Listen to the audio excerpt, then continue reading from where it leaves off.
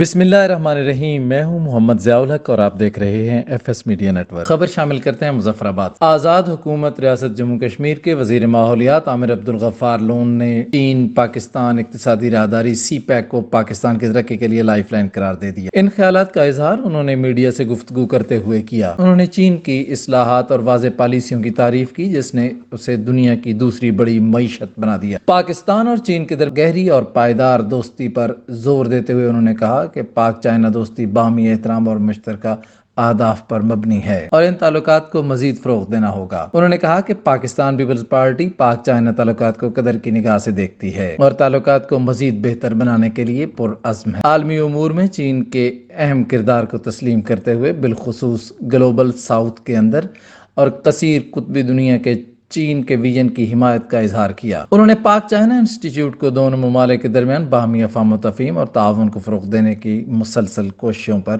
نیک خواہشات کا اظہار کیا۔ سبسکرائب کیجئے F S media network اور دیکھتے رہیے تازہ ترین تبصرے اور خبریں۔